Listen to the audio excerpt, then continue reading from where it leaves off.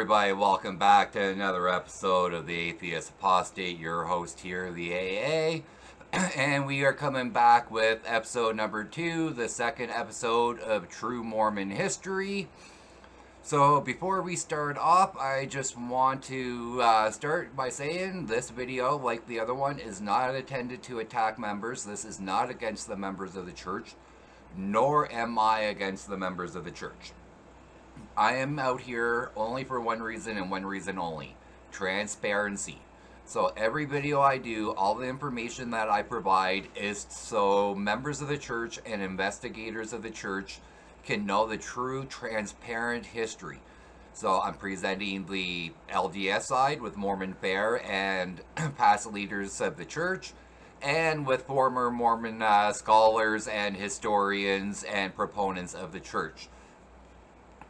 This video here, I'm going to be using former member and historian scholar Dan Vogel, so as one of my sources mainly, and my other source I'm going to be using here is once again LDS Fair, which is the apologetic branch of the LDS Church. So they are paid by the church. That is their organization to speak on their behalf for apologetics. So we are going to be focusing on the trial of Joseph Smith today. So last time we focused on the first vision. We are going to be going in order, starting from the first vision all the way up to current modern day history. The next after the first vision, as we move on, is going to be the trial of Joseph Smith. We're going to be starting with some background history before we get into the trial to set up why the trial happened, why claims have been made against Smith, and why those claims were made. And for you who are LDS or investigators, it will also explain why certain slanderous or defamation, demeaning terms like treasure hunter or seer or peeper is used. They weren't bad terms. I'm having a hard time today. No, it's not the weed. Been a long day at work. So let's get into this. So let's jump in here. All right. On the 20th of March, 1826, in the small rural town of South Bainbridge, New York, Justice of the Peace Albert Neely presided over the case of People of the State of New York versus Joseph Smith, whom Neely dubbed the Glass Looker. Okay, we're going to stop really quick right here. This isn't anything derogatory against Joseph Smith whatsoever. The glass lookers were common. Seers were common. This was nothing new. So nothing new. Right here, we have Joseph Smith's name written down. So we have the reason why, and we have the date, March 20th, 1826. While there has been much debate about the verdict of Joseph Smith's first trial, the content of the testimony given by Smith and 5 witnesses has been largely overlooked, although it has serious implications for Smith's later claims. Yes, it does. It sure does have later implications for Smith's later claims. Not only his later claims, but his previous claims. These events are taking place after Joseph Smith has already had the first vision. These events here are already taking place after Joseph Smith has seen a vision from Moroni telling him about the plates, gold plates for the Book of Mormon. So this is an event that happened after Joseph Smith had his vision from Moroni. Just keep that in mind here. Keep that in mind. So as we get in here, we're going to set up everyone who is involved in this. You're going to learn a little about the characters here that are involved. So Stoll here was an employer, friend, and member. On several occasions, the prophet Joseph Smith stayed in the home of Josiah Stoll, located near the Susquehanna River, just southwest of the village of South Bainbridge.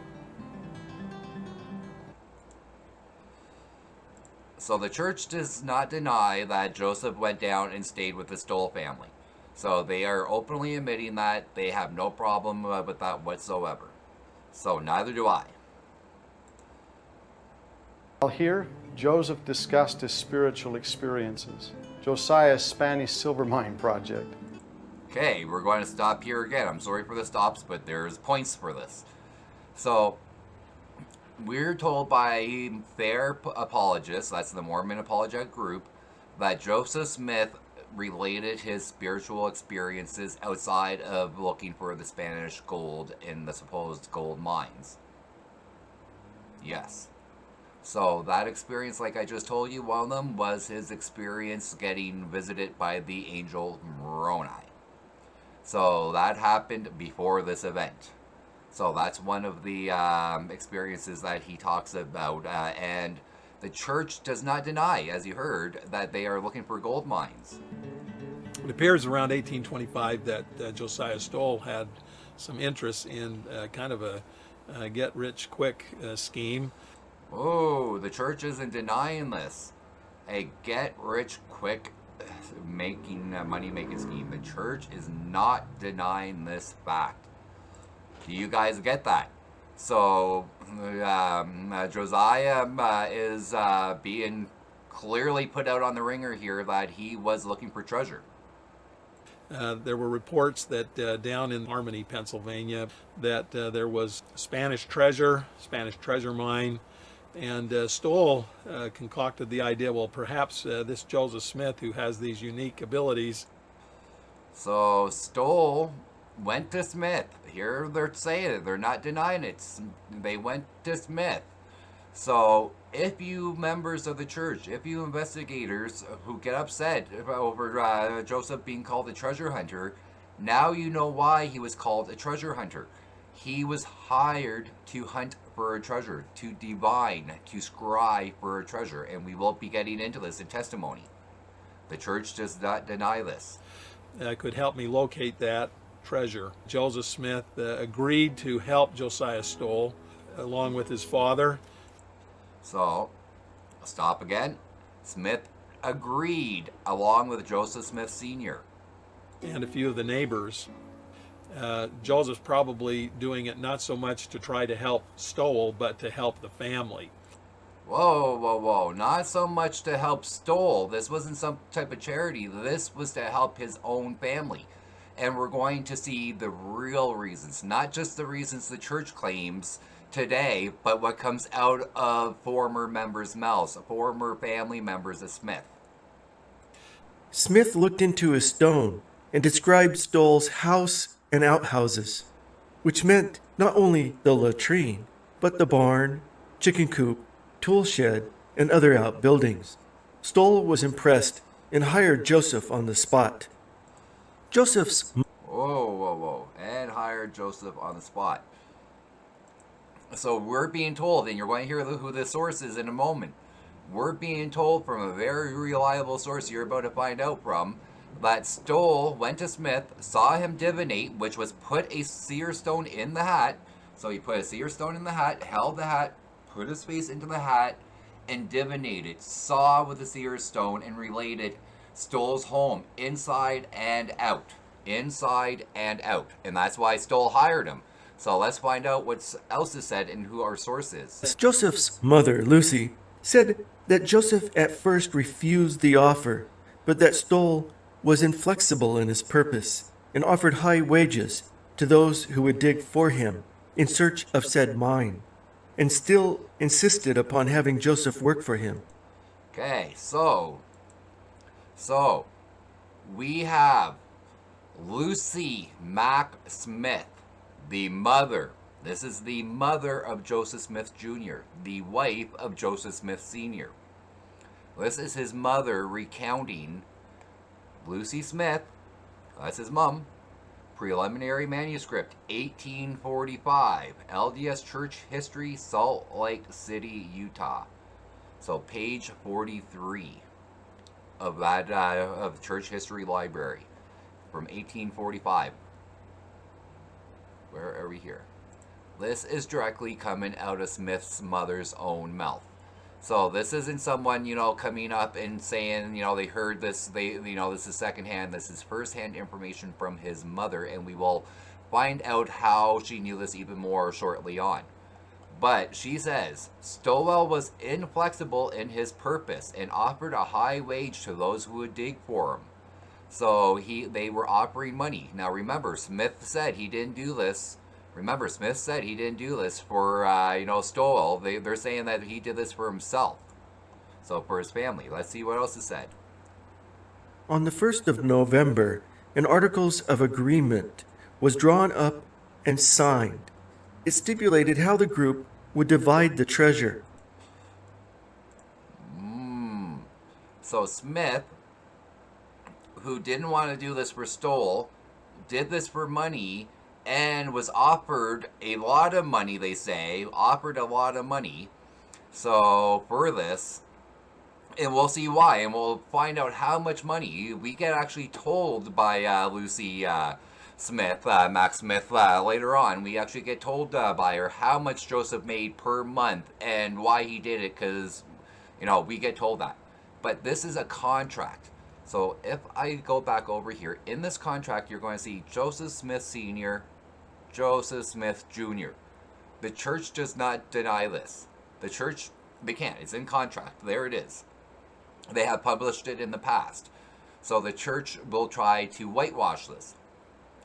Joseph and his father did not get one split of the share. They each got 1/16, or was it 1/8 or 1/16? So I'm sorry, I can't remember right off the bat of my head. But they each got their own split. So that was one for senior, one for junior. So not together. So just want to make that clear.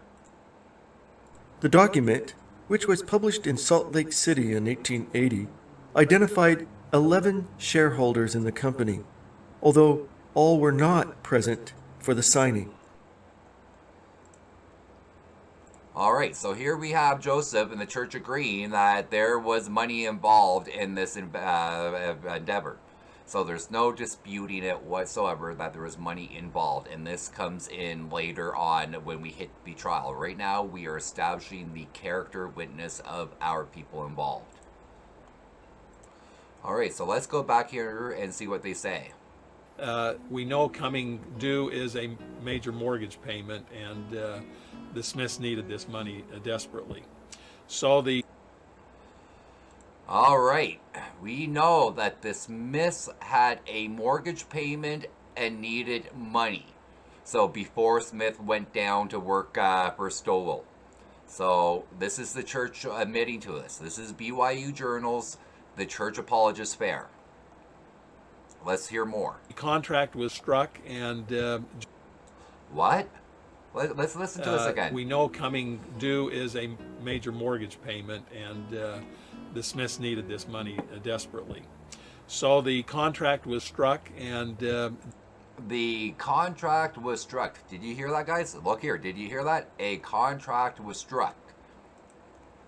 So Dan Vogel, when he is showing the image of the contract, the church is not denying that Joseph Sr. and Joseph Jr. signed a contract, binding legal contract to help search for Spanish gold in the hills of Palmyra in Palmyra. So Harmony, upstate Pennsylvania, and Harmony and lower New York State. So the church is not denying this. They are admitting that he signed a contract. Smith was in need of money, senior, to pay a mortgage for their farm. Joseph reported down around the 1st of November to Josiah Stoll's home. At the same time, Stoll had made an agreement with Isaac Hale. Okay, we're going to stop right here. So Isaac Hale was a second partner. This has been known. Isaac Hale was the second partner, and this is how Joseph Smith met. So Emma Smith. Emma Hale Smith. So Hale is Smith's future father-in-law. Who was a hunter in the area of Harmony, Pennsylvania, to actually put these men up as they try to locate the purported treasure. The church isn't denying that Smith had signed a contract to look for a purported treasure. A financed expedition by his future father-in-law, partly by his future father-in-law. And how do we know this? We will find out shortly. We will have a first-hand source shortly. So we are establishing that the church does not deny that Joseph Smith was a treasure hunter. so that he was a scryer.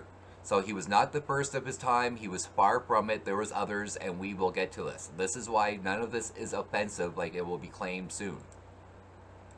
Joseph and his father left town with Stoll, probably visiting South Bainbridge first, to gather tools in Stoll's fellow laborers. Okay, quickly. South Bainbridge, if you remember at the very beginning of the video, is where Joseph Smith was held for trial. That is where he was arrested and held for trial the first time. And then making their way 30 miles south along the Susquehanna River to Harmony, Pennsylvania. When the company of at least 8 men arrived in Harmony, they boarded at the home of Isaac Hale, a settler from Vermont, who was known in the region as a skillful hunter. So, Dan Vogel here, citing from LDS Sources History, is not disagreeing with the LDS Apologists at all. They are both in harmony with each other right now. Hale's large home was beautifully situated between the Oquago mountain range to the north and the Susquehanna River to the south. Lucy Smith, who visited the area in September 1828, Lucy Smith, Lucy Mack Smith, Joseph Smith's mother, visited there. She is our source. Once again, she is our source, and this is coming from the church history. Let's get more from her. described the Hale home as a mansion with a large, neatly finished frame on an extensive and well-cultivated farm. The company remained at the Hale home for 17 days, setting out each morning. Okay, well, I'm going to stop right here really quick, and we are going to pull it back. We are told by Lucy Smith, the mother of Joseph and the wife of Joseph Smith Sr., that they were there for 2 weeks, 14 days. Remember this 14 days, because this is going to come in. So once Joseph Smith is on trial, these accounts are going to come in because the church is going to make certain claims. So I'll bring them up, and these are how we know they are false. Home for 17 days, setting out each morning with their picks and shovels into the foothills just above Isaac's farm. So we are being told by his mother, Joseph Smith Jr.'s mother, and Joseph Smith Sr.'s wife, that they went to the Hale home. So after Stowell's, they went to the Hale home. They stayed there for 14 days, according to her account. And each day with their pickaxes, the 8 men, plus Joseph Smith and his father, and Stowell and Hale. So, because they say 8 workers, and they don't, including Joseph Smith and his father, they add 8 workers, so that's 10 including them. 11 with Hale, or Stowell, 12 with Hale. So that's 12 people going out each day with pickaxes looking for Spanish gold up in the Harmony, Pennsylvania hills after a myth. So this is important. This is important. Convincing Mr. Stoll to abandon his search for Spanish silver. Whoa, what's this? So they say Joseph tried to convince Hale to abandon his search? Why? Okay, before we get into why he abandoned his search, remember I told you that, and you saw part of it, remember I told you that there was, Joseph Smith was not unique, that there was other scryers, other stone seers that were treasure finders? So during Joseph Smith's time, do you remember listening to Lucy tell the story of why Stowell hired Smith as his seer, as his scryer? Because he was able to scry his home in detail. So this is important. So Joseph was not the only person doing this at his time. So this is Michael Hubbard McKay, a church apologist and author. This is coming from the church, from FAIR, which is the apologetic group of the church. It was a common part of Joseph Smith's cultural environment in Western New York in the 1820s. Common practice for Smith and his kind, and we're going to find out more. This is Hubbard McKay saying that we really need to question what we're reading and dismiss what we don't want. So as we go down further, we're going to see from Fair's own website. I have the link below in the description. The link to this where I'm reading here, that link is in the description below with many others. So you can go and pull this up and actually find this and read it on Fair's own website. Young Joseph Smith was a member of a socialized subcommittee with ties to these very old and respectable practices. Though by the early 1880s they were respected with only a marginalized segment of society. So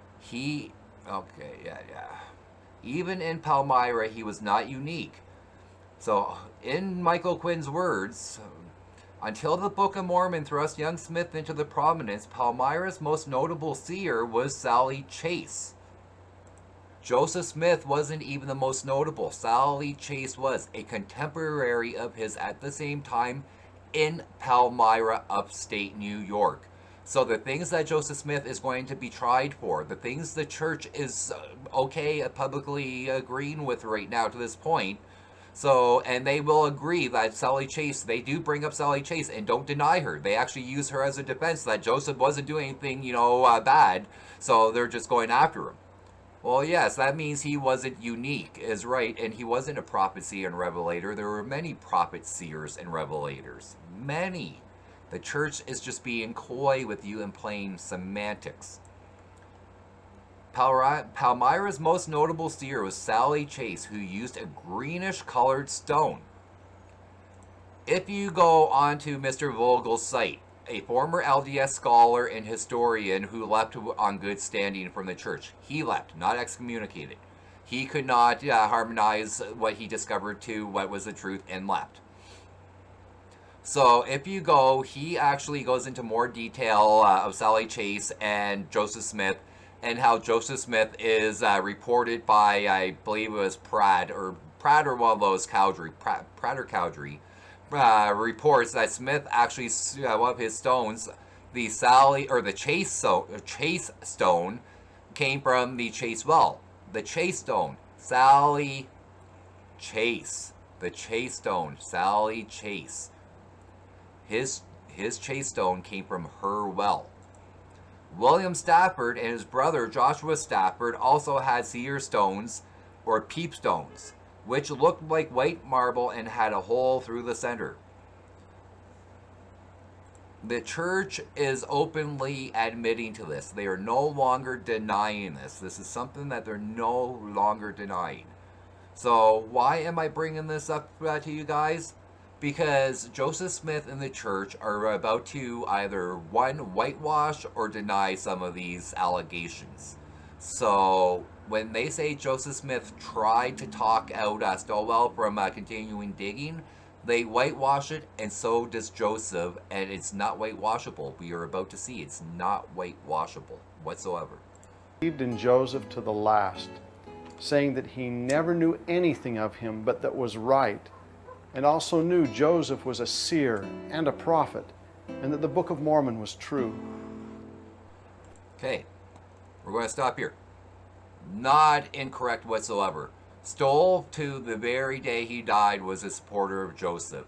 Stoll became a member in 1834 years later. Stoll kept on accepting Joseph's excuses why they could not find the treasure, and that will come up in a moment. It was one of Stoll's relatives, his nephew, that brought Joseph Smith to trial before a judge. It was Stoll's nephew who charged Joseph. So, because Stoll kept on getting deceived by Joseph and would not look at what Joseph was doing, he kept on buying Joseph's excuses, and we're about to hear the excuses. Stoll's company was confident that the 19-year-old would prove to be more gifted than Odell. I'm going to stop right here really quick, and something I need to bring up. Joseph was 19 years of age at this time. So, this isn't irrelevant, it's not petty. In the last video, we went over the first vision, and we had two contradictions. Joseph was being said to be 14 and 16, and some reports 15, but we're staying with 14 and 16, the two main ones. The official church stance is 14 years of age in 1824 for the first vision. We're in 1826 when Joseph is being told by several sources he is 19 years of age. Joseph has already given us his first vision detail at least once now. So he's not going to give it again. This is 26. He doesn't give it again to 6 years later in 32. We only have his first vision. The account so far, for official. So he has already had his vision of Moroni, his vision of Moroni visiting him. So he is now down south in upstate Pennsylvania in Harmony. At the age of 19, once again making a statement of divination. Divination is no different than a peeper or seer stone, where they look into a object or item of supposed magical importance, and it is reveals to them. So that's why it's called divination. So because it's divine insight that they claim to be seeing. So the church cannot even get right and be straight and true on how old Joseph was. The younger he was, the more miraculous his vision seems. The older he is and the account changing, the more questionable it is. Joseph's 19 here, 2 years after the first vision. He was 16 during the first vision. The church wasn't honest there. How do we know what is honestly being said by the church here? We need to look at what's being said right now. On the first morning, Stoll led Joseph and the others up the steep incline leading to the home of Joseph McCoon Jr., situated atop one of the bluffs in the foothills of Oquego Mountain. As the group ascended the rocky slope, they could see evidence of Stoll's previous labors. Plainly visible from the path leading to the McCoon home was a large pit, 20 feet deep and 150 feet in circumference. Okay, we're going to stop right here for a quick second. So we are being told that there's 4 holes dug. So Joseph Smith told them this is where they need to go. This is where the Spanish gold is. This is where he divinated the Spanish gold by putting his head into a hat, looking at a seer stone, divinating. So divine insight. So when he got there, the treasure moved, according to him. And we're going to find out. I'm not making that up. We never made this up. It is out of the witnesses' own mouths. Standing over the spot, Joseph looked at the stone in his hat and corroborated Odell's assertions, declaring that the Spanish had indeed left behind about a ton of silver bars. After digging some time, Joseph informed Stoll that the treasure was charmed. It was charmed. What does he mean by charmed, that the treasure was charmed? They couldn't find it, that was charmed. Hey, Jesus, do you want an insight on this? Watch on? He says watch on. He's interested too. And had slid down the hill to another location. It slid down the hill to another location. This is why we have different dig sites for them. It was charmed, the treasure, Spanish treasure was charmed and slid downhill. It kept on escaping them. Over the next 2 weeks, over the next 2 weeks? Over the next 2 weeks. Who told us they were there for 2 weeks not too long ago? Lucy Mack Smith? She told us they were there for 2 weeks. The company would dig 4 additional holes, 3 smaller pits to the south, and another directly east. Right. All right. So in 2 weeks period, they could not find the treasure, digging over and over and over again. So did we not get told by the church earlier that Joseph Smith tried to dissuade them from digging? Could it be that he dissuaded them from digging anymore? Not from digging anymore, because he could no longer pull off the con. And yes, it was a con. Because if it was charmed and kept on moving, does anyone really believe a treasure is charmed and keeps on moving around? Honestly, today, do we really believe in stuff like that? Back then, do you think people were buying that too? No, that's why one of Stoll's nephews brought Joseph Smith before the courts and tried to have him charged. Not tried, he did, and we're going to find out about this right here in a second.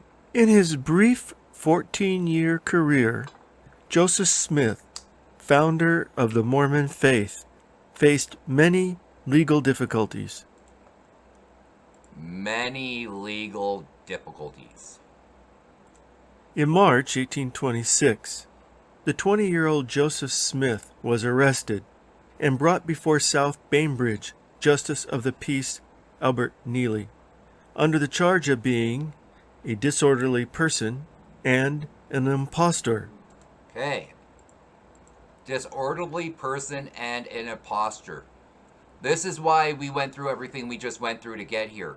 Because as Joseph kept on saying the treasure was charmed and moving, he is making money off of a contract. He gets more money off his contract. He makes 12 cents a month doing this. So that is 6 cents made already for him doing what he's doing.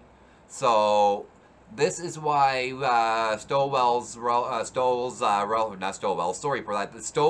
relative nephew brought Joseph Smith for foolery, for conning them, for changing the location and keeping them working. So finally, when people started questioning and challenging him, he finally called a stop to it, and that's where we get that clip from the church. So saying that they tried to have him stop digging. The location of the court trial held against the prophet Joseph Smith in Broome County, New York, is the Nathaniel Cole Tavern. Okay, quickly. The church doesn't deny that he went to trial. They know where he went to. They know the name of it. They know the location. Remnants of the foundation of the tavern are found here in Harpersville, New York. Okay, so Joseph, they know where Joseph was on trial. They know where he was brought to. So as we were saying, Joseph wanted to cease digging. So that's what the church claimed. That's what we just saw a clip about. We saw that he had done four. So yes, 4. So sorry guys, don't want to pull the same thing again. 4 times he has dug a hole after they're claiming that it had slipped away because it had a enchantment on it.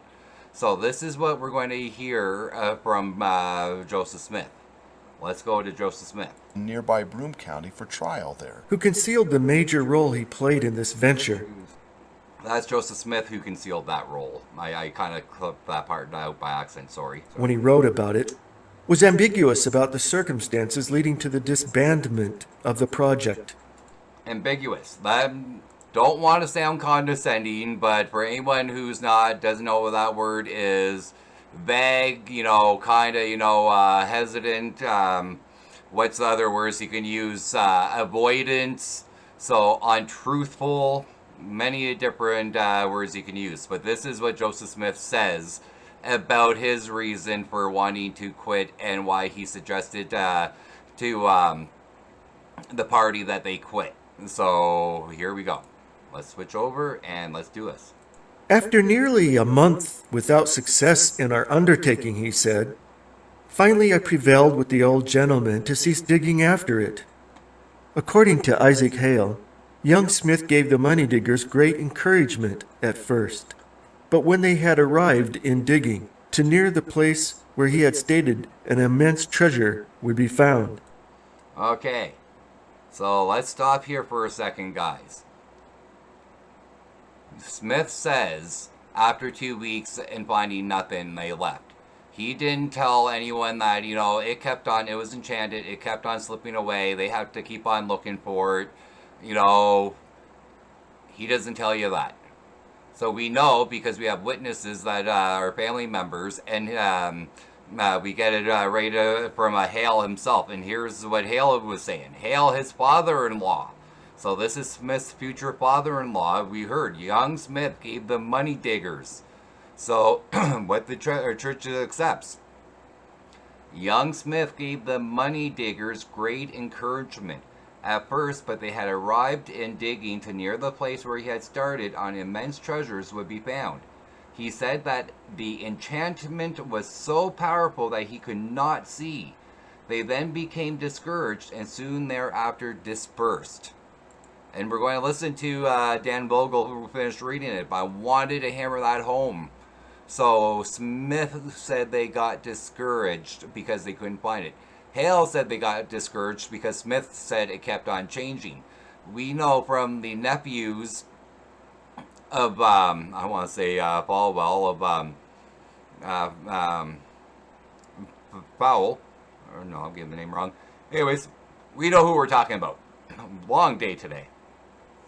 They all testify that Smith had them chasing the treasure around.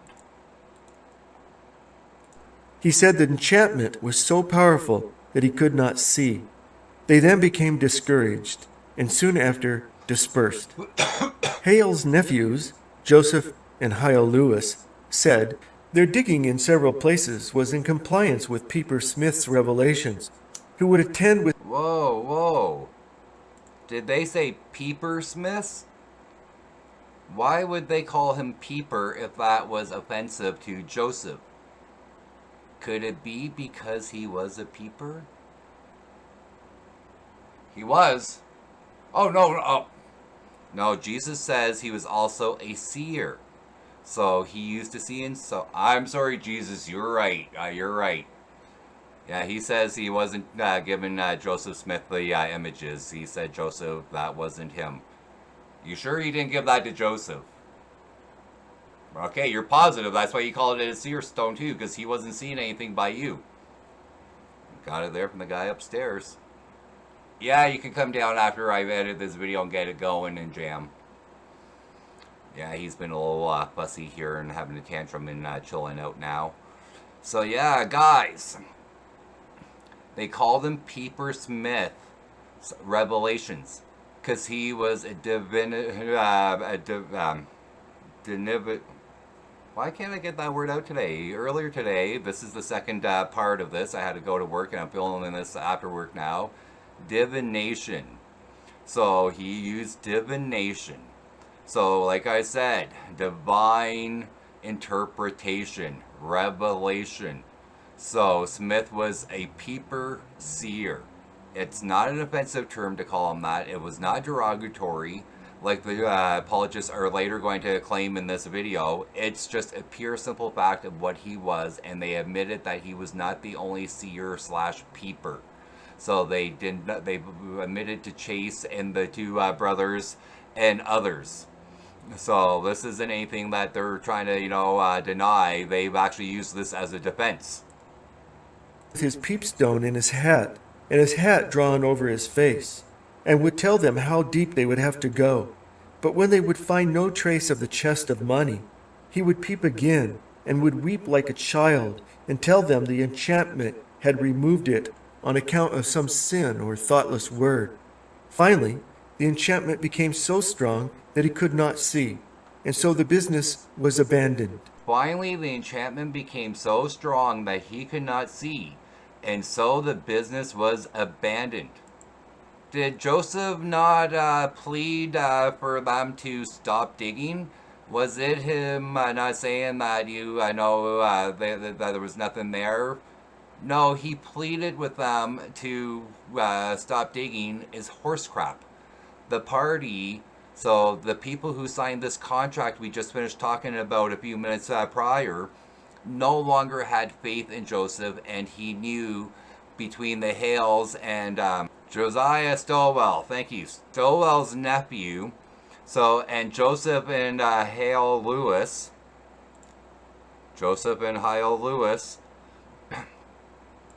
and others were no longer accepting Joseph's bull crap story of an enchantment and it moving around. They were starting to get wise that he was a con artist and a fraud.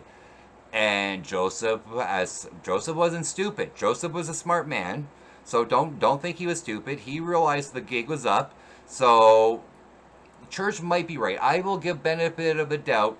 Church might be right because they do not say here. It's not clear cut here. Finally, the enchantment became so strong that he could not see, and so the business was abandoned. So maybe Joseph did plead with them to stop, but it was not for the reasons that the church would like to say.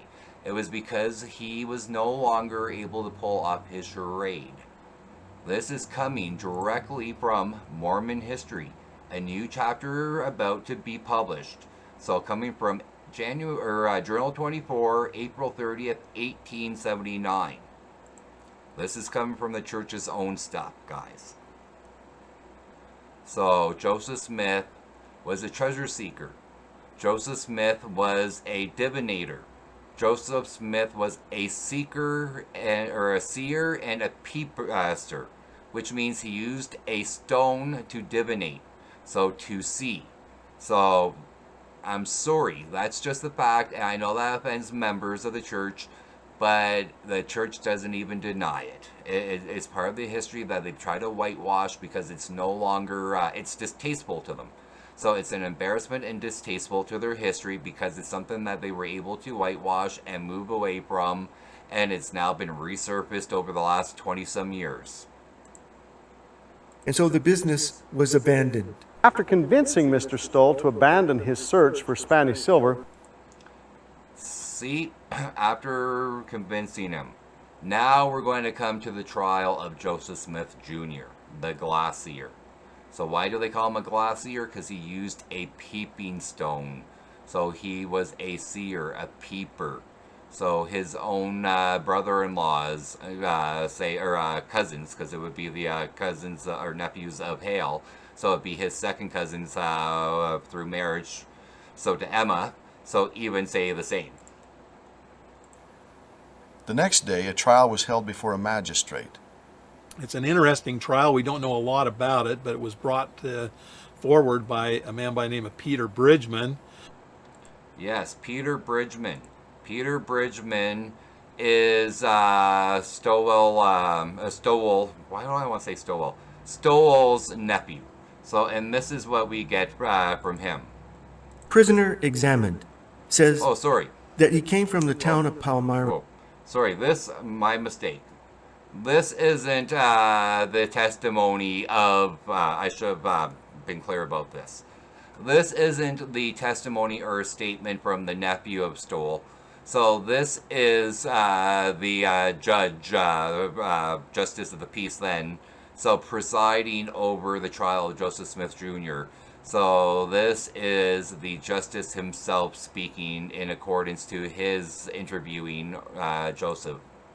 So let's go here. Prisoner examined says that he came from the town of Palmyra and had been in the house of Josiah Stolls in Bainbridge most of the time since. Had small part of the time been employed in looking for mines, but the major part had been employed by said Stoll on his farm. Okay, we're going to stop quickly here. I'm going to try to not go too much here and just let the two sides, go at it and explain the history together, and I'll give a few commentary. But Joseph Smith is again avoiding coming straight out and saying that he was looking for a treasure. So he goes over here and says he had been employed in looking for mines. So we know what he was looking for: silver mines, the Spanish silver mines of legend. But he does not tell the justice this. So he does not tell the justice that he's looking for treasure, only that he's looking for mines and that he had been paid majorly to work on the farm. If we remember, Lucy Mack Smith, Joseph's mother, said in the 17 days, I think I said 14 earlier in the video, it was 17 days, not 14. So I meant to make that correction. So in the 17 days they were there, she said every single day they left in the morning till evening with their pickaxes. So before they ceased to stop and leave. So did Joseph Smith work on his farm and go to school? How could he be working as a farmhand and attending an education to upgrade his education? So during the time period that he's spending all day looking for Spanish gold and looking for the mine shafts. So how could he, when they are spending time digging one hole, then it slips away through enchantment. They dig a second hole and it slips away with enchantment. Then they dig a third hole and it slips away. Then the fourth. And yet he has time to work on the farm and go to school, when Lucy Mack Smith tells us that for 17 days from morning to night that they went out up into the hills searching? That does not make sense. Stop and ask yourself, which one seems more logical? So that he had been looking for mines, but most of the time that he had been working on a farm?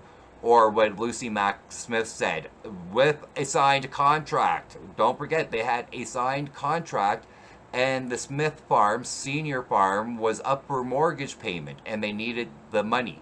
This is admitted by the church. It's their own words that said that. And going to school. That he had a certain stone, which he had occasionally looked at to determine where hidden treasures in the bowels of the earth were.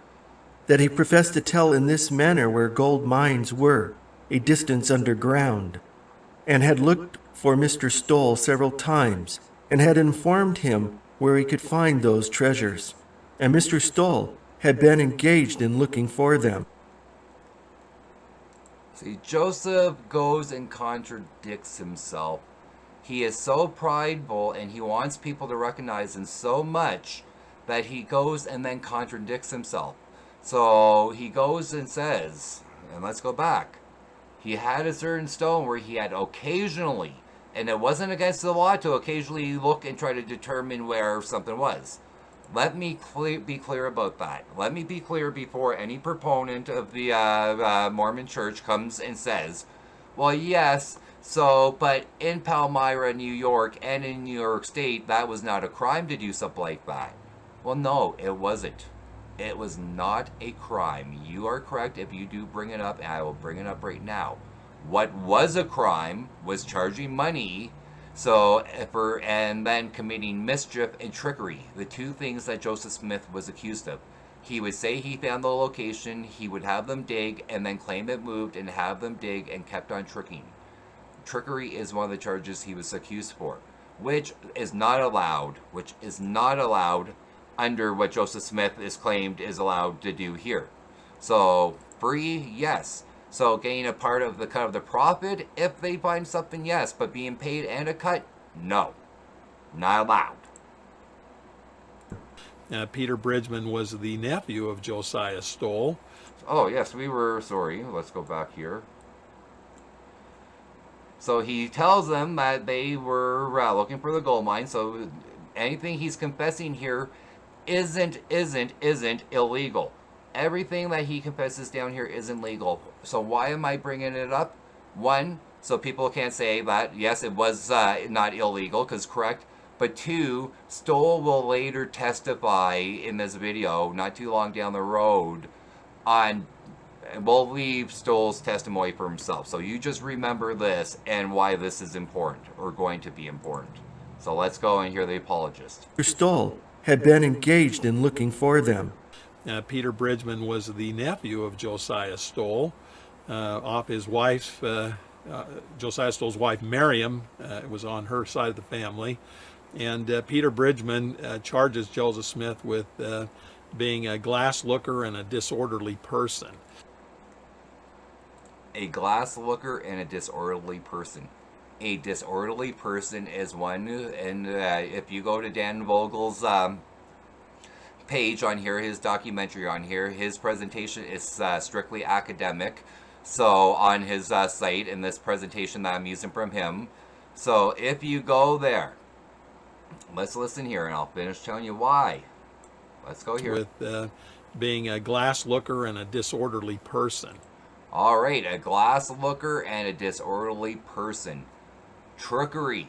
Like I said, in Dan Vogel's thing, he lists off of everything. Trickery is under disorderly person. Being a glass looker and deceiving or conning someone is under a disorderly person. So two of the things that the church is admitting, that this is a member of Stoll's family. It's his nephew on his wife's side.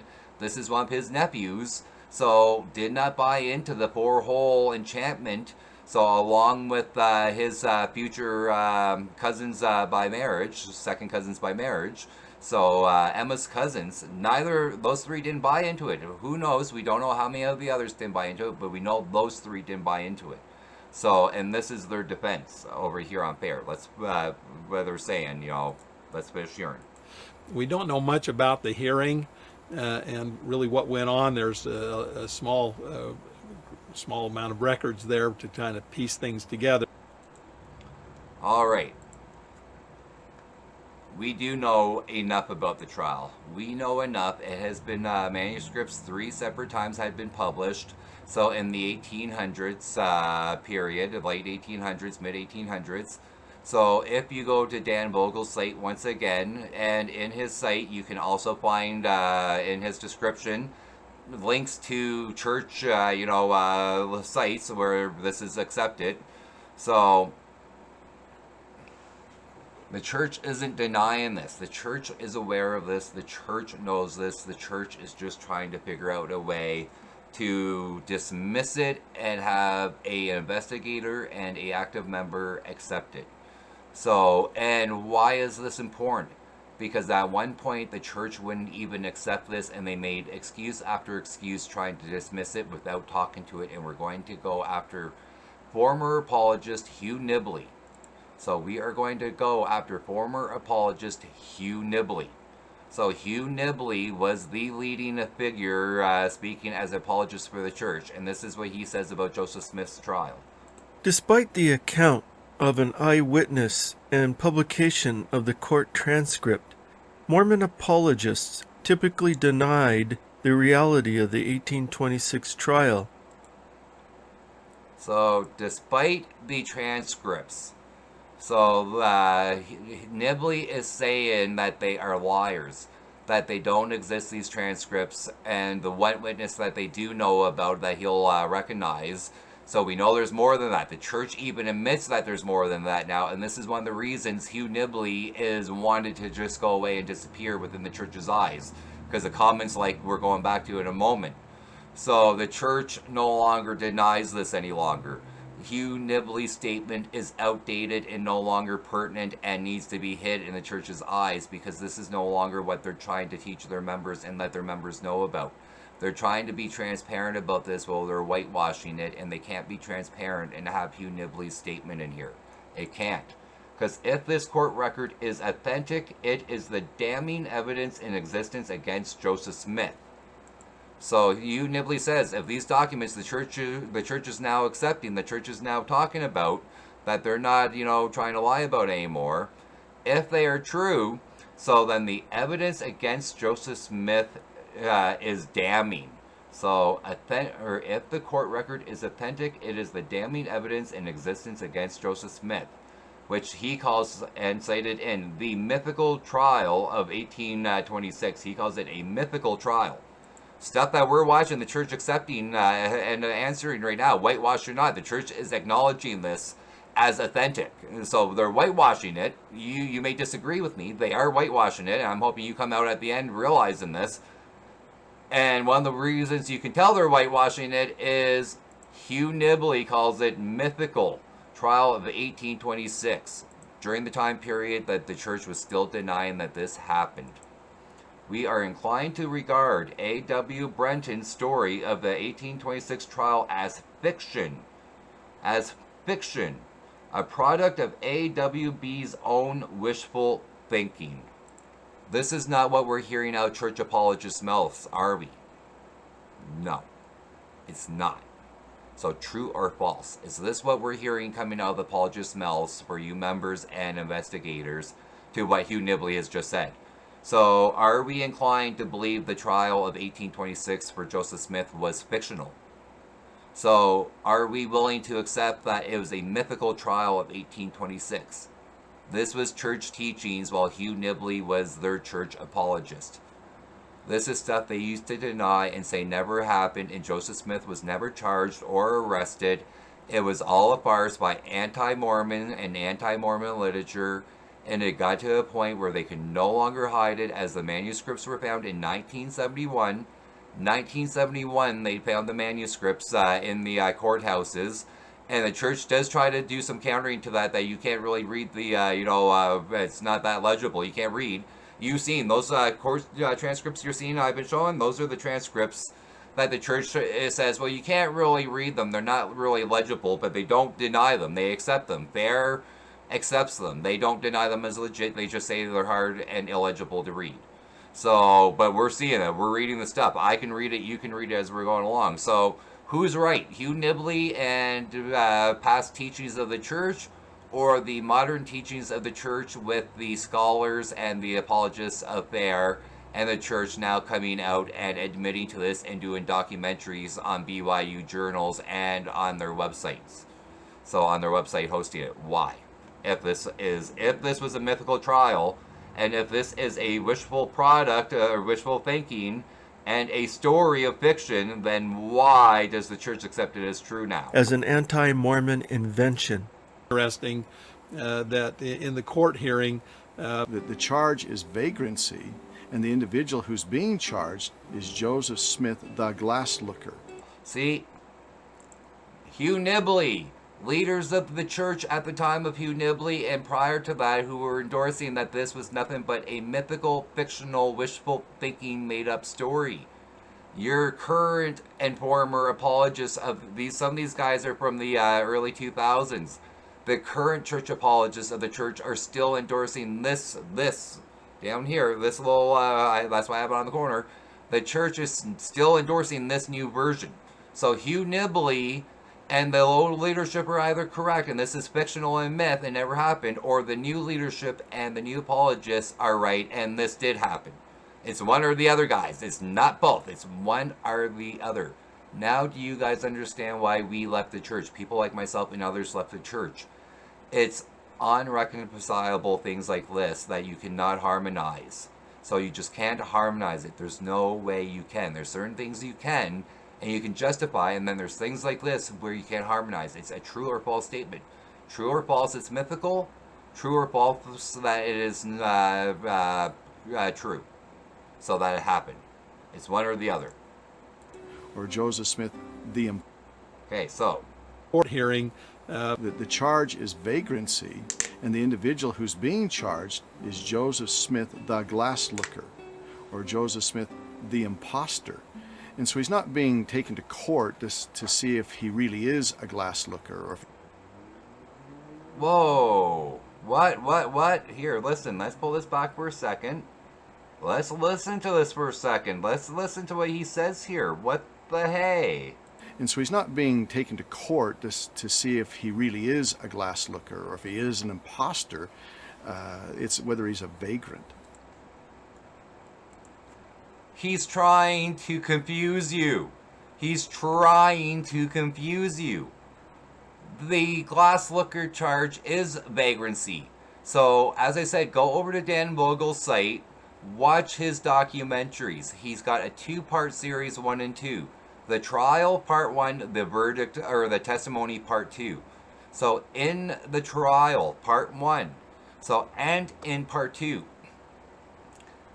he has photos, the replicas of the photos that the church does not deny. Even on the Fair website, they do not deny the replicas so that he has, that he uses. So they list what is under vagrancy.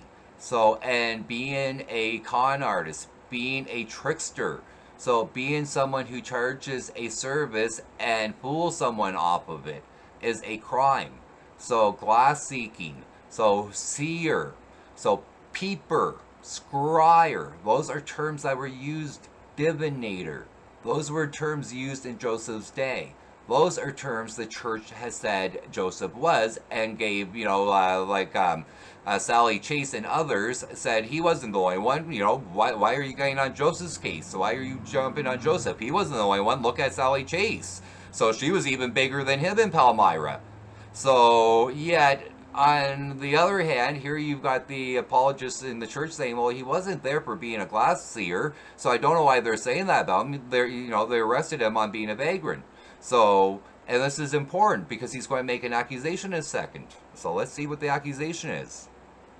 And they're using these derogatory terms, the Derogatory glass looker, and trying to glass looker sway the court with to see if he really is a glass looker or if he is an imposter. If he really is a glass looker, Trial if he really is an imposter. Let's go back here and re-listen to that word. Anti-Mormon invent. That in the court hearing, The charge is vagrancy, and the Okay, the charge is vagrancy. individual who's being charged is Joseph Smith, the glass looker. Joseph Smith, the glass looker. The defendant and his crime. Or Joseph Smith, the imposter. And so he's not being taken to court to see if he really is a glass looker or if he is an imposter. It's whether he's a vagrant. And they're using these derogatory terms, the glass looker, and trying to sway the court with a character assassination. There is no character assassination. The church uses tongue-in-cheek here. So they have no problem jumping on, and we saw the Apologist statement where they said that Joseph was far from the only glass seeker. So they use the term, they use the term seeker, seer. So they use the term peeper. They use the glass looker in their fair latterdaysaints.org site. So on their paper, it's in the description. Go down, it's in the description. It's there. You can look it up. I had the screenshot. It's there. The actual site's there. This isn't some trickery on you guys. It's there. And yet this guy here is trying to tongue-in-cheek and confuse you guys and pull you away from what's going on and get you into a circular straw man argument. So there, you see how I say, hence the trial? Hence the trial? Joseph Smith, the glass looker. Joseph Smith Jr., the defendant, so who is being charged for the crime of glass looking and being a vagrant by glass looking. So that was his crime. So, what's his name? Hale's two nephews, and Stoll's nephews went after Joseph Smith as for being a glass looker who was committing trickery on them for money, which was a crime in New York State. A crime, hence the trial, hence the leading up to this. Everything we put in here up to now, this is why, because they say it's a character assassination. How is it a character assassination when on their own website, on FAIR's own website, and these are FAIR apologists, so on their own website, they are using this as a defense for Joseph Smith when he's being attacked for being a peeper and a seer and a glass looker, and they say, well, of course, but he wasn't the only one, and Sally Chase was even bigger than him. Whoa! Hey, Jesus, yeah, I see a laugh. It's funny, it's comical, isn't it? It's comical. I thought I heard a noise up there. I was just trying to ignore him. He's rolling on the floor laughing, like he's kicking and screaming. Hey, dude, calm down. I know it's comical, but calm down, man. So, he just finds this absolutely mind-blowing funny. I agree with him, I would probably do it too, but I got neighbors downstairs, and I'm like, Jesus, I don't have the power and clout to just go snap, you're dead, or turn them into wine. But yeah, okay, all seriousness, guys, all seriousness.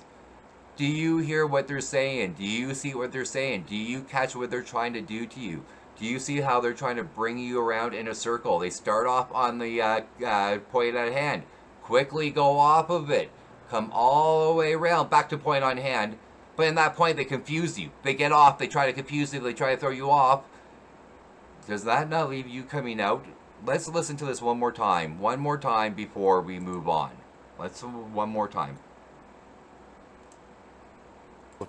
Or Joseph Smith, and the individual. Okay, let's go Despite here. the script trial. Hearing The charge is vagrancy, and the individual who's being charged is Joseph Smith, the glass looker, or Joseph Smith, the imposter. And so he's not being taken to court to see if he really is a glass looker or if he is an imposter. It's whether he's a vagrant. And they're using these derogatory terms, the glass looker, in trying to sway the court with a character assassination. Okay, so, is that not comical? Is that not comical after you saw, 15, 20 minutes ago, their own website using this, what they're calling defamation and character assassination as their defense for Joseph? Is that not comical to you? Is that not contradictory and hypocritical?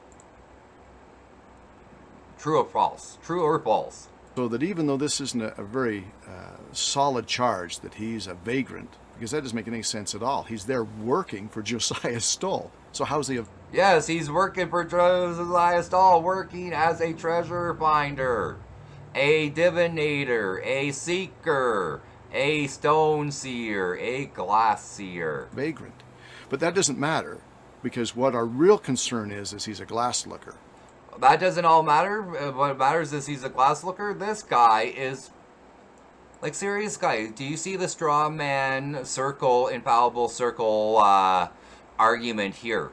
They are trying to confuse you and not address the issue while they appear to be addressing the issue. It's not being addressed. They're just confusing you more. Or he's an imposter, which they can't prove anyway. Or it's just a derogatory term to say Joseph has gifts of seership. Joseph was acquitted, and even the abusive constable apologized to Joseph. Whoa, whoa, whoa. They say Joseph was acquitted. That's been a stance that they said, well, Joseph wasn't really charged. You know, he got arrested and he was acquitted right away. They realized that it was all false, and, it's not like we think today of court. So that's how they tried to dismiss it in the early days. And then they tried to completely deny it, like I said, and pretend it never happened. Especially under the days of Hugh Nibley, where we saw Hugh Nibley's direct quote calling it all frauds. So, and then you have them now admitting it, but saying, hey, the officer, after they acquitted him, the officer felt bad, and we know about this officer, and we're going to be getting more into this officer down the road, because this acquittal is important. So it's not an acquittal. We'll find out, and he didn't help him escape. This is what Joseph Smith Sr., his father, had to say about this. The trial marked a low point in young Joseph's life. He felt the sting of society's rejection. Even his father apologized for his behavior. Even his father apologized for his behavior. Wow. And here's some manuscripts. The most detailed attempt. Okay, so we're going back. I'm not spending much time here. We're going into Gordon A. Madsen, a church apologist. So a church apologist and one of the leading figures on this.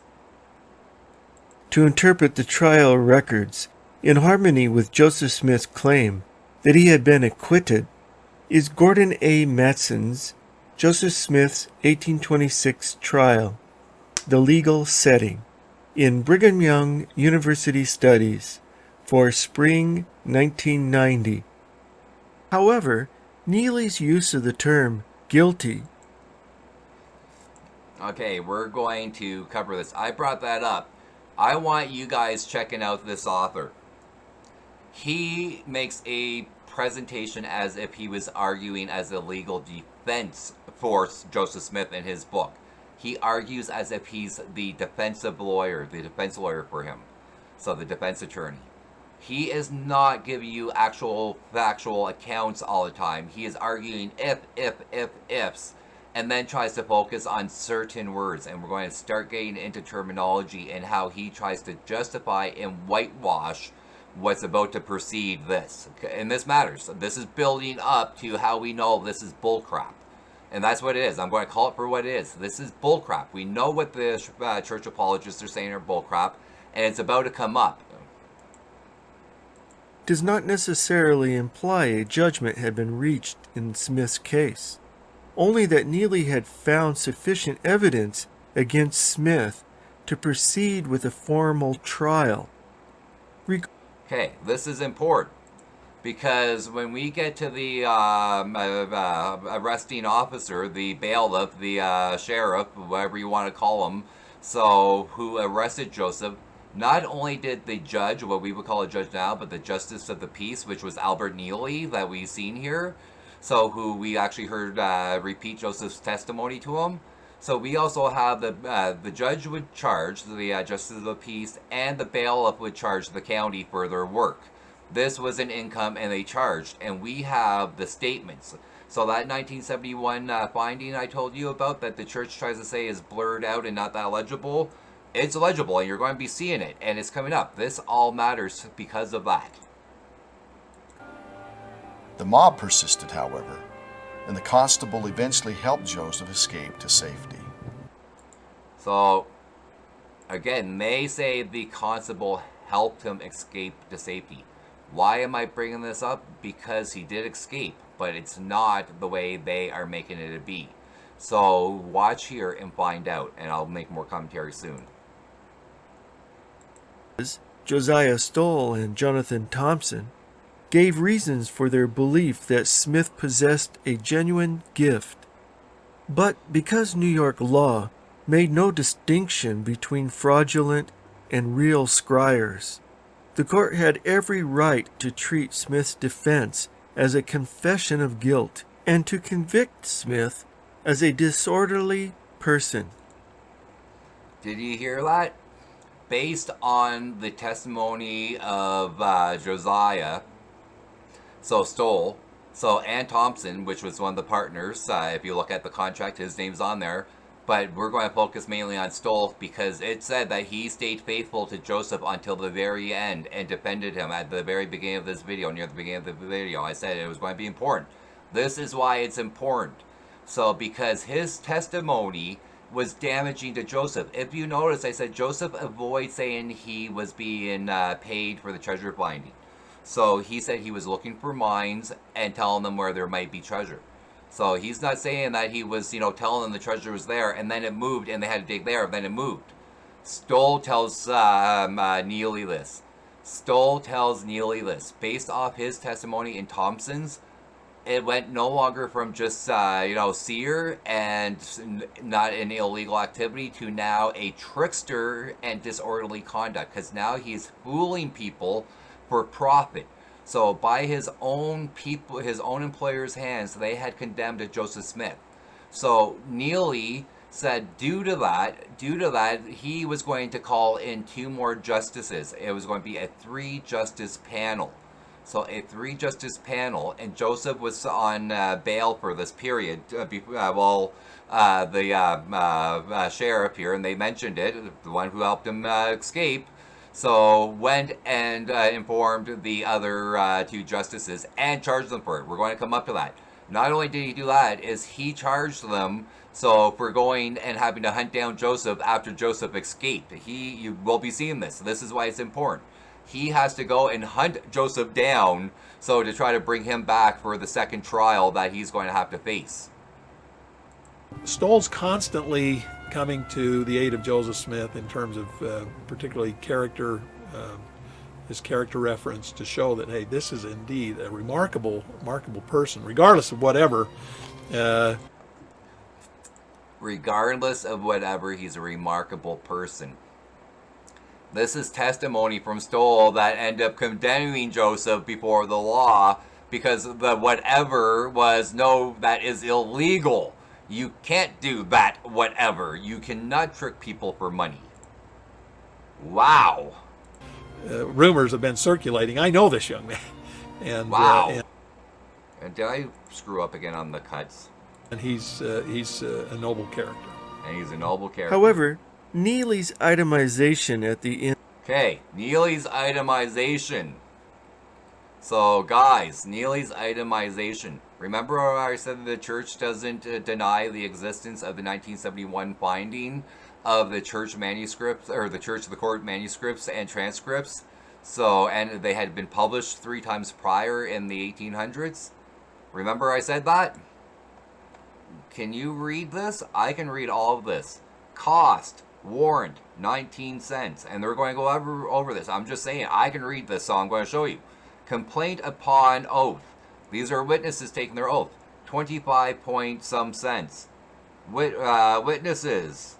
So this is 87.5 cents. This is how much he's charging. So, you guys can read this on your screen. So, don't tell me Apologist from there. Do not tell me that these are illegible and we cannot read them because of damage over time. They're very readable, and this is how we know what's being told of us by Fair is complete horse crap and whitewashed, because we've got the evidence in front of us. We've got the proof. End of the court transcript and Constable Dezang's bill. Oh, Constable Dezang's bill. Constable Dezang, that, the Fair Apologist we watched just a few minutes ago said that, Dezang helped Joseph Smith escape after he was exonerated.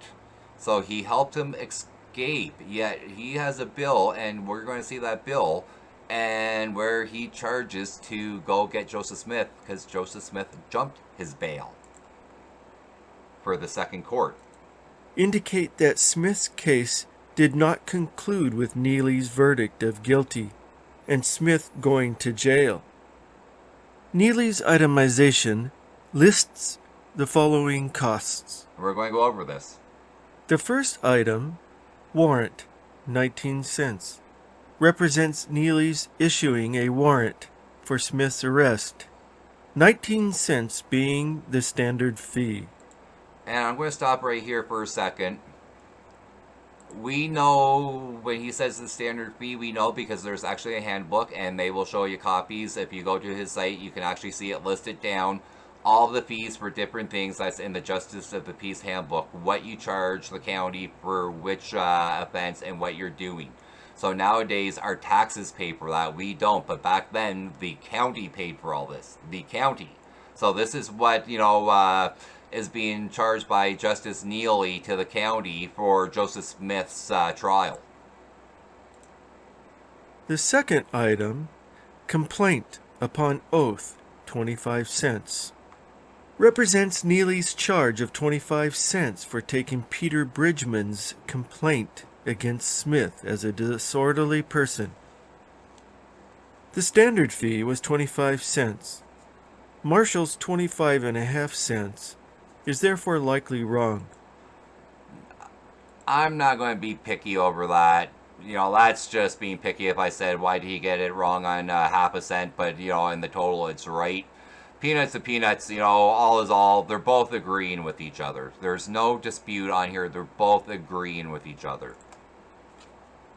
So let's go back and here, boom. Item 3, 7 witnesses, 87.5 cents.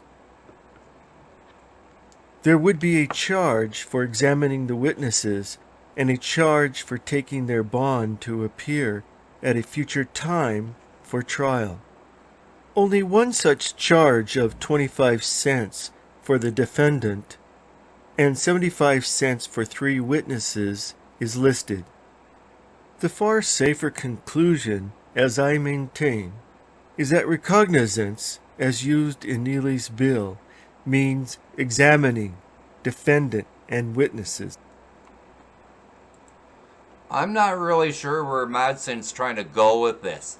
Once again, we are going, and I explained this to you guys, Mormon apologists do not like to directly confront the issue.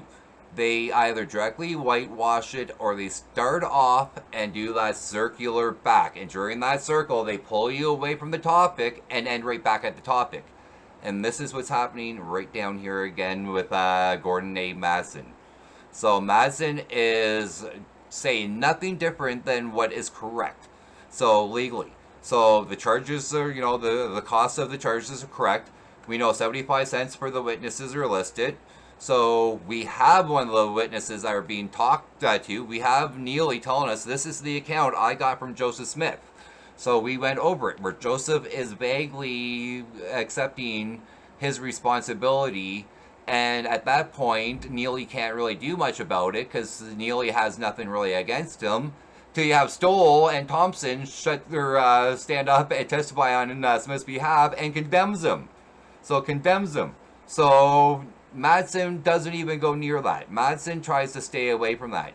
He talks about Smith and comes back and says the defendant and the witnesses, he examined the defendants and the witnesses. Well, yeah, what's your point? He did. And we heard with what one of the witnesses said, Joseph Smith himself. What's your point, Madsen? This is where I say we get straw man arguments and, they just go into a circular motion of garbage. This isn't, what's the defense here? Can you guys tell me what the defense is here for Madsen on what, we're claiming? So not claiming, what we're showing? He's just confirming it. Wow. Madsen apparently also overlooked the fact that Neely's record lists the testimony of 5 witnesses. Now, let's look at Constable DeZang's bill. Yes, let's look at DeZang's bill. DeZang, the constable who helped Joseph Smith escape after he was exonerated, according to Mormon apologists. So, number 5 is the point in case we're really going to look at to say the apologists are full of crap. They are full of crap. That didn't happen, and we know it because DeZang tells us so. Let's listen. Item 1. Serving warrant on Joseph Smith and travel, $1.25. This represents Joseph Smith's initial arrest on the 19th of March, 1826. Item 2.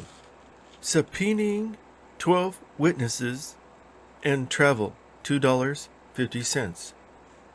12 witnesses is 5 more than what Neely billed for.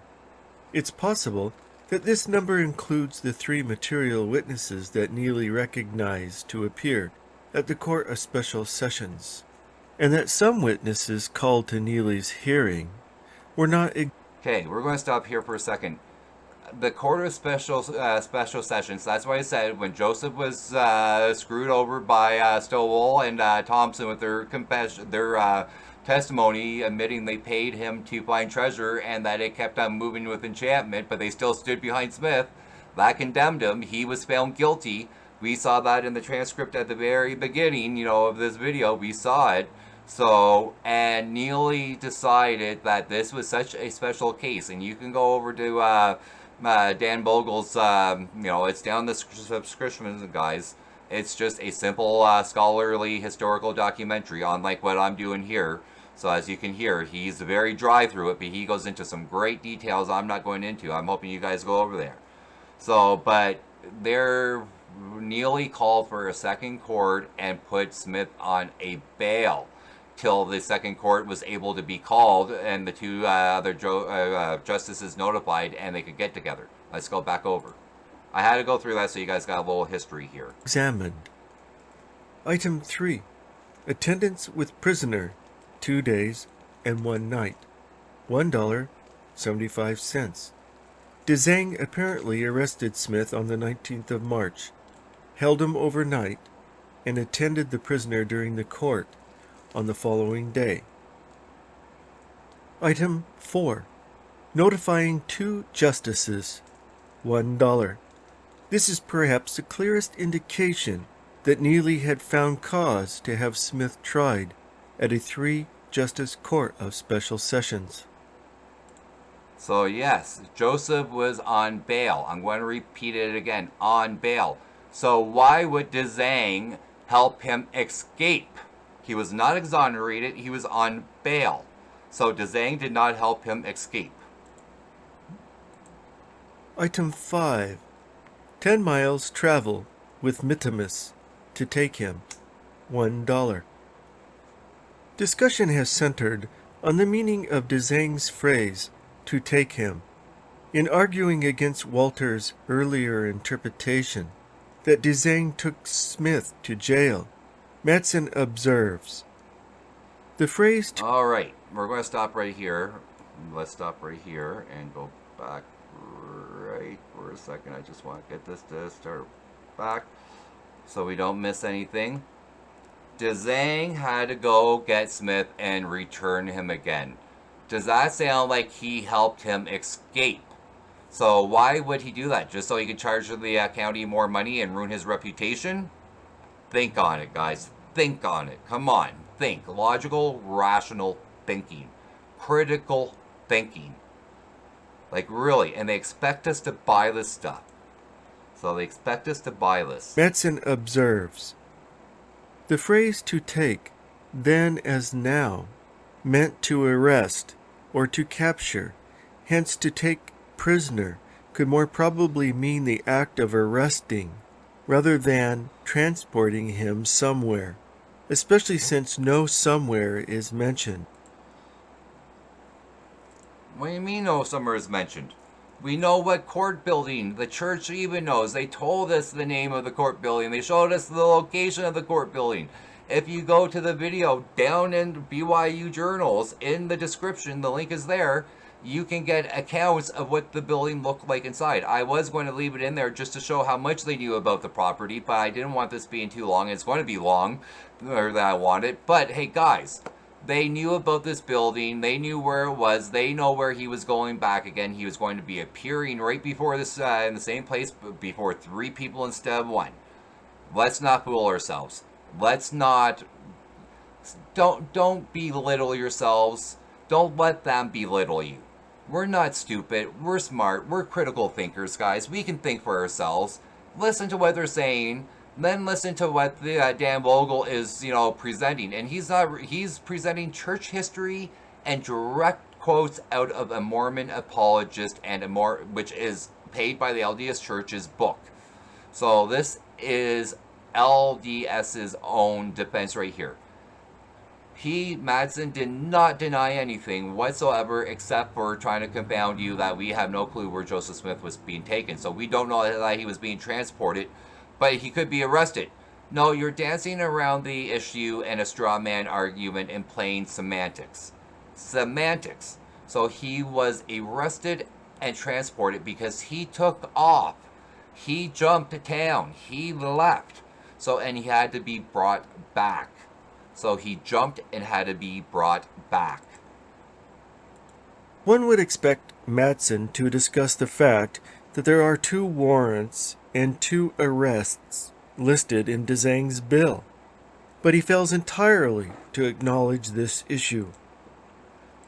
He can't, because the first warrant and the first arrest is for when Neely was going to more than likely, I can't say he was, but he was more than likely going to find Joseph not guilty based off Joseph's testimony. And so, because I will agree, there's nothing Joseph's testimony minus bragging that he had a power of divination. So he just couldn't shut his mouth up and not, brag about that. He had to brag. It took Stowell and Thompson's testimony in front of Neely at the first trial, the first warrant and first arrest, to condemn Joseph, to show that he was guilty of a crime. Hence, he needed to have a 3-court because he thought this was a very special case based off of what was happening, and 2 other justices needed to be brought in. I'm clarifying this. I'm hammering this home, people, so you cannot make excuses for it because these guys are dodging it. So, dodging it. So, we know. So, the second warrant was Joseph jumped bail. He jumped bail. Took off, and Vogel will give his assumption why there was no second prosecution. So, and it's a good hypothesis. So, based off of everything we have. So, we know Joseph jumped bail. We know that Dzang had to go a second time for a warrant delivered and arrest. 2 warrants, 2 arrests. Why does Madsen ignore it? Because if they acknowledge it, then they have to acknowledge everything, and there's no denying and whitewashing it after that. He also passes over the 10 miles travel. However, he does mention Dzang's charge for notifying 2 justices. What is meant of the Dzang entry notifying 2 justices? Whoa. He's about to say something here, guys. Listen to this. He's about to say something here that is extremely important and that I just told you. So why doesn't he... Well, hold on. Let's listen. Frankly, do not know. Let's go back here. What? Perhaps What? notifying 2 justices. I frankly do not know. I frankly do not know. How does he not know? And he's the top authority. He is the top scholar on this. Yet, Mr. Vogel knows, who was a LDS and historian and scholar at one point. So still a historian and scholar. I was able to find this out from several other sources. Why is it he doesn't, Mr. Madsen doesn't know? So why is it? I frankly do not know. So, well, we'll find out why he doesn't want to tell you that he knows. He wants to pretend he doesn't know. Perhaps Dzang confused this case with the earlier 3-justice court of special sessions. The court of special sessions, that never happened because Joseph jumped bail. The 3-court never got to hold place. So I'm not even going to deny that. It didn't. That's why he never was charged and went to jail on the second account. So first time, yes, and he was charged. He wasn't arrested and jailed for it. He was charged and another trial to be held to find out what his guilt and sentence would be. So it never happened, and Mr. Vogel will give his hypothesis why based off of the evidence all presented around. Or perhaps Neely first thought the Joseph Smith case needed to be heard by 3 justices and later changed his mind. Well, so much for his interpretation that Neely had found Joseph Smith innocent and discharged him. Madsen Yeah, it breaks down. I'm sorry if you're watching this and you're a member and you're an investigator or investigator. I'm sorry. How do you reconcile this? How do you harmonize this? So honestly, you let me know how we harmonize this, because I'd be interested to know your opinion. Really, I am. I'm serious. Madsen's first suggestion can be dismissed since there are no misplaced notifying two justices in Dzang's bill. Madsen's second suggestion begs the following question.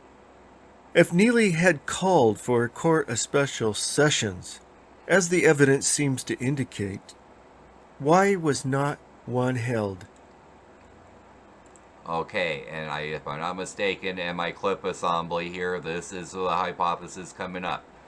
And it all makes sense based off of everything. You tell me if you don't think so. I'm interested. I'm interested in hearing your guys' opinions.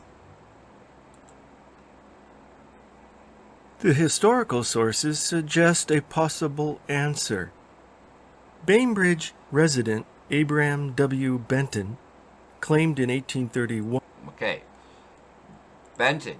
So before we get into this, Benton is one of the people, if you remember when we hit the Hugh Nibley quotes, Benton was one of the people that Nibley said was a liar and made it all up.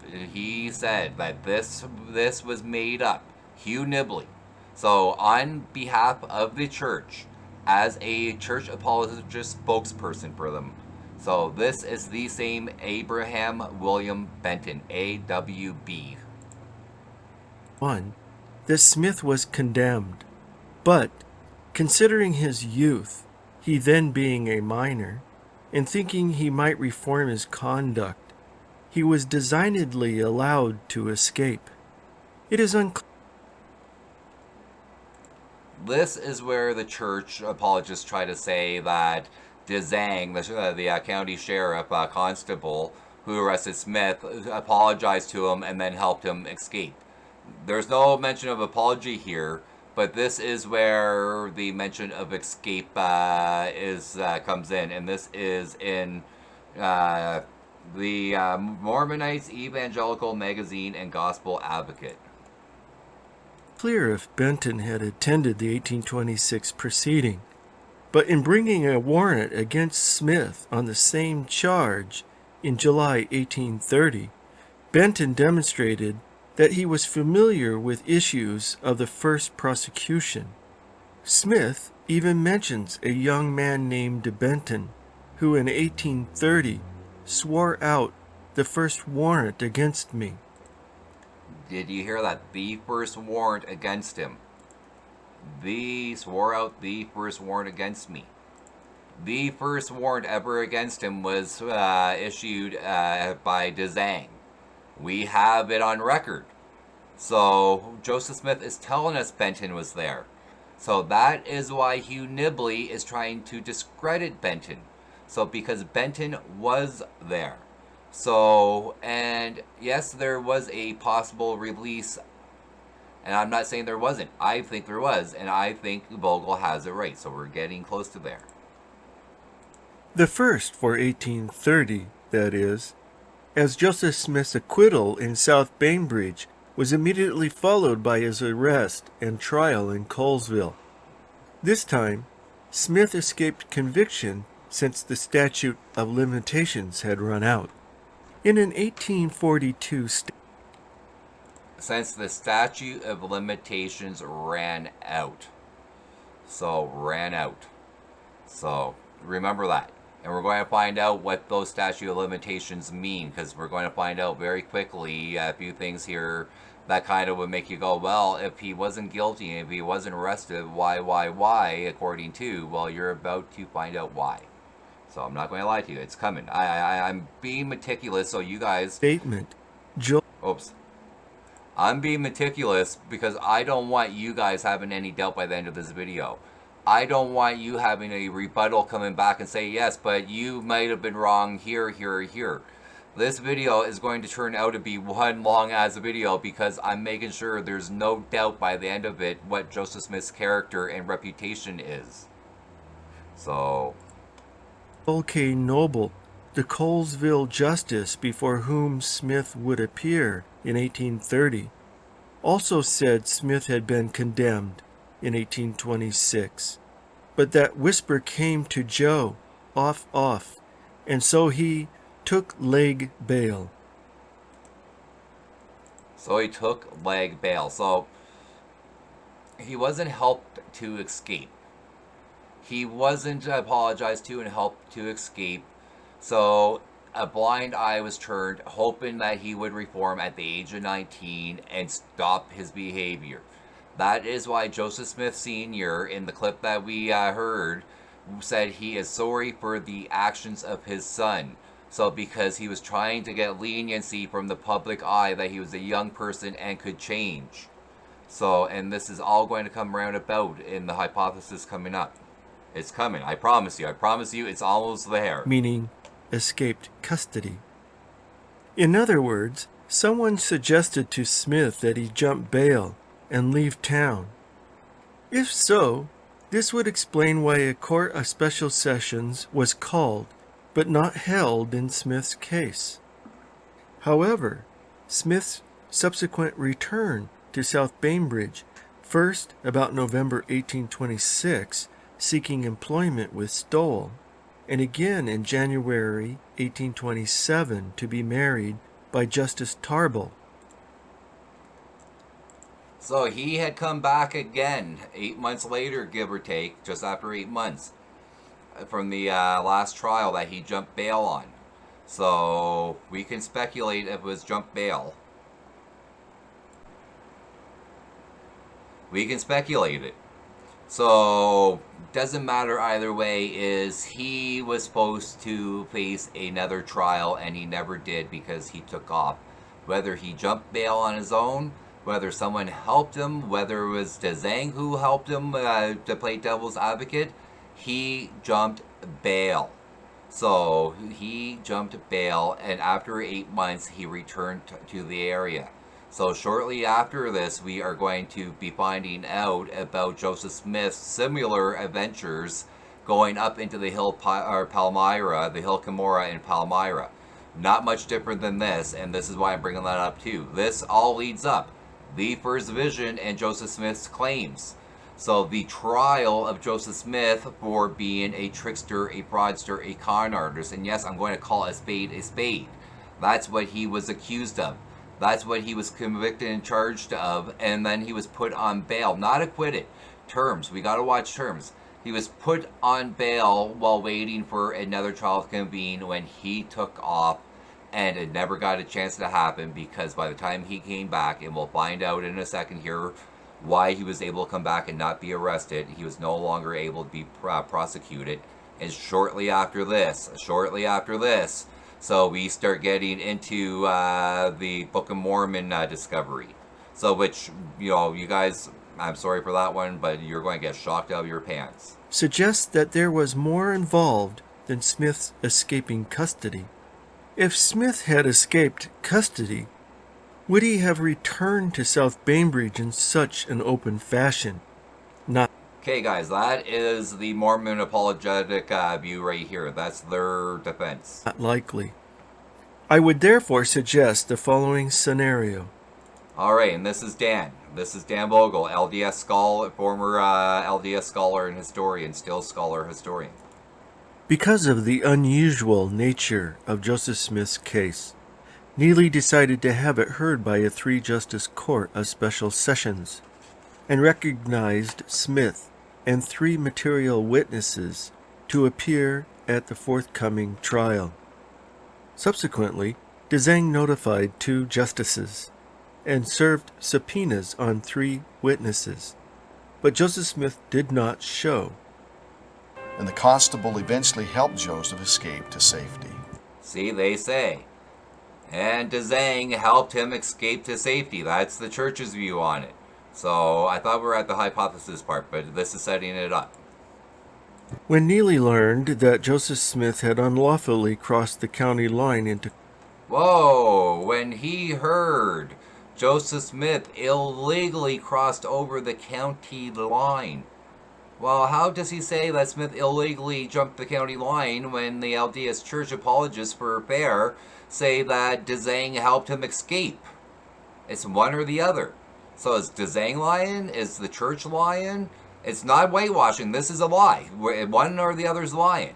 So Dzang charged the county for retrieving Smith on this bail jump. So Dzang charged the county to retrieve Smith. So, and was unhappy about it, he reported. Does that sound like someone who helped Smith escape? Not to me. Colesville, probably from Stoll. Presumably to the home of Joseph Knight, Neely issued a mittimus to have Smith taken into custody and brought back to South Bainbridge. Constable Dzang then traveled 10 miles with mittimus to take him. So he traveled 10 miles with minimus to take him and bring him back. So South Bainbridge. So we are told by the Mormon apologist, the LDS apologist, not too long ago, we don't know where Joseph was being brought back to. We're not told. Yes, we are. He's being brought back to South Bainbridge, where he jumped his bond, his bail. So guys, are you listening to this? Are you putting this together? Are you hearing this? So these are all LDS records. I will let you know when it's no longer LDS records and it's a hypothesis. Right now, this is all LDS records or LDS acknowledged. So all of it. So the only difference here is we are hearing the people who had to go arrest Smith, who testified against Smith, and who tried Smith as the judge. We're hearing what they're saying, and it's not the same thing as the church apologists. So why? Why does the church apologists sound similar to the story, but it just doesn't make sense and it's off? Why does what doesn't make sense off happen to be circular arguments that make no rational, logical explanation? Because if they did, and they admitted to this stuff, it's devastating for them. It's harmful for them. When Smith was returned to South Bainbridge, he changed his plea to guilty, which made the Court of Special Sessions unnecessary, and managed to... Whoa. He went back and pled guilty. When he went back, he pled guilty, which meant the three, and we're not in speculation yet, which meant so that Joseph was going to not have to appear before the other two justices that were called to sit alongside Neely. So guys, this is where it's going to matter. See, it all comes around. If you've been sticking around and watching this, it all comes around and it makes sense. So I bring you back. So it all matters, because now here it's laid out. To work out an off-the-record agreement with Neely, and managed to work out an off-the-record agreement with Neely. So he managed to make an agreement with Neely instead of facing a three-judge system. Smith had good reason to negotiate, since it was becoming increasingly clear that his defense had no legal basis, and that a formal trial would very likely result in his conviction and possible imprisonment. You hear that? So because he had Stoll and Thompson admit that he was looking for treasure for money and kept on saying it moved, he was going to face possible imprisonment and be found guilty and possible imprisonment. So he cut a deal. After he jumped bail and was brought back, he pled guilty quickly and jumped bail. You will find out this is not an uncommon tactic that Joseph has used over the years after this to try to avoid prosecution and persecution for things like this that he did, and then try to claim foul. So he would try to claim foul afterwards and turn it against them. How can you turn this against the people? You conned them. You told them that the treasure kept on moving, that was enchanted. We would not buy that shit today. So we would not buy that today. So people back then did not buy it. Joseph then tried to defend himself. So tried to defend himself, and when that did not work, he ran. This is not the first time he has done that, and you will see this in future episodes. So, and it's not the first time that he has been brought back or coaxed to go back by, members or family. So, far from it. This is a repeat process that he has been known to do from the age of 19 to his death. And he did it right up to his death. That's how he died, and when we get to that story eventually. So, it's no different. So Smith, when he went back, copped to a deal knowing that he could probably get a deal and what those conditions were, and these are them. Smith's youth, being 9 months short of his 21st birthday, may have inclined Neely towards leniency. Besides, although unrepentant, Smith seemed willing to abandon his treasure-seeking career. Smith may have He seemed willing to abandon it. Less than a year later, he discovers the golden plates on the hill Cumorah. Less than a year later, and I'm not going to get too much into it right now, but by the same processes. So, and even more shocking stories. So, way more shocking than this. So, he did not give it up. He lied to Neely. He continued to do it, and by doing it, he discovered the golden plates on the hill Cumorah in Palmyra. also agreed to leave town for a specific length of time. Had a court of special sessions convened in Smith's case, he could have been imprisoned for up to 6 months. In misdemeanor cases involving non-residents of the county, New York statute stipulated that upon payment of the fine and or release from prison, the offender shall be immediately ordered or transported out of the said county to his last place of settlement or abode. Okay. Sorry, I thought it was 8 months. Sorry, 6 months. So they will be ordered out of the town where they were found guilty or committed the crime, and they are not to return within a 6-month period. So, and we'll find out what happens. If known, and if any person so ordered or transported shall remain in said county for 48 hours, or return thereunto within 6 calendar months after such order or transportation, he shall again be fined as aforesaid, or confined as aforesaid. So, what they're saying, and this falls perfectly in the timelines of when Joseph returns. So, there's nothing here that's out of the ordinary. So, Joseph made a plea bargain. He agreed not to come back within the statute of limitations of 6 months. So, when we get the next record of Joseph in the area, which is for employment with Stowell,